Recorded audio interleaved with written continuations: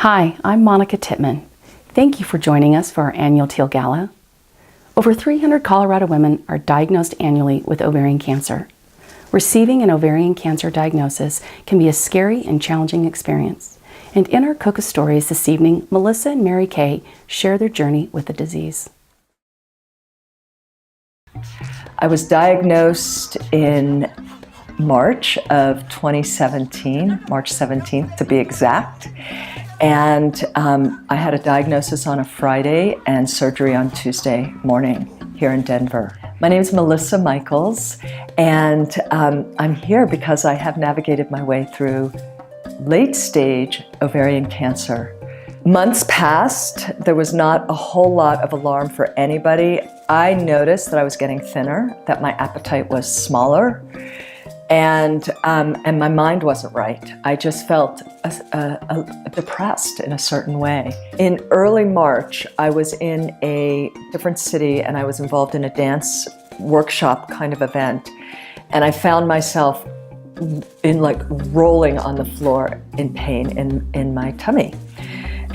So it was a very quick process of learning about this disease and then getting into action to help eradicate it. And there were a lot of statistics and information given very quickly. And something wise in me said, what do I need to do? I don't want all of the statistics right now. And it's not like I didn't hear them, I just didn't take them in. I just knew, how do we proceed to help me restore my health?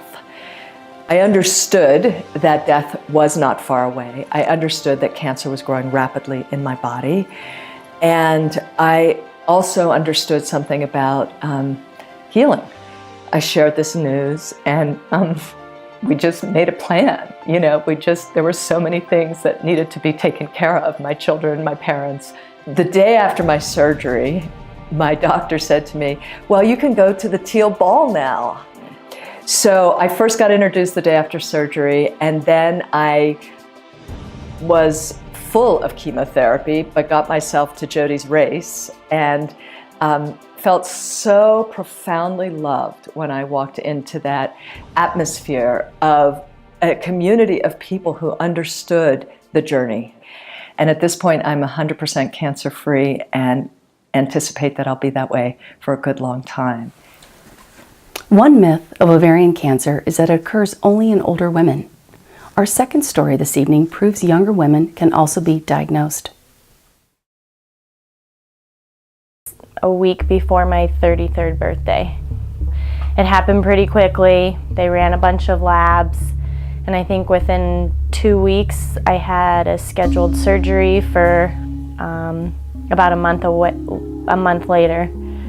Well, my name is Mary Kaye Dolan, and I was diagnosed with ovarian cancer in, I guess, the end of May, beginning of June of 2017. When I first found out that I had cancer, I had gone into the emergency room at the hospital after having a lot of sharp pain in my lower right quadrant of my abdomen. I ended up having like 3 surgeries in 10 days and spent about 15 days in the hospital. The thing that got me most was that how I could have such a big mass inside and not know.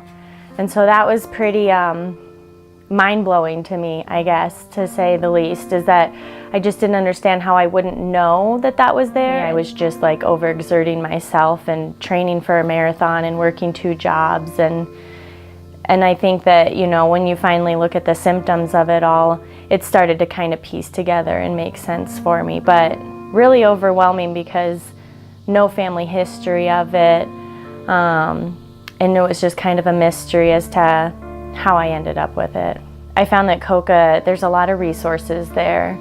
There's a lot of really supportive, strong women in the group that I go to, and I am really inspired by all of them.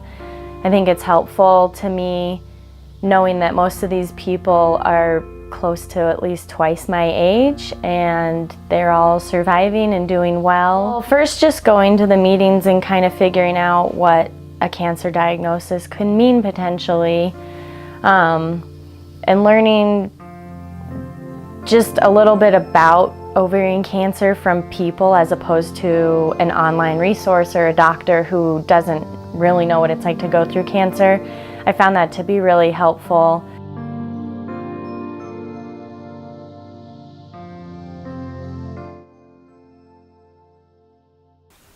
Our mission here at COCA is to provide support to those affected by ovarian cancer and to promote awareness and early detection through advocacy and education. We hope that our stories put you in touch with the need to provide a safety net for Colorado women. Thank you again for joining us.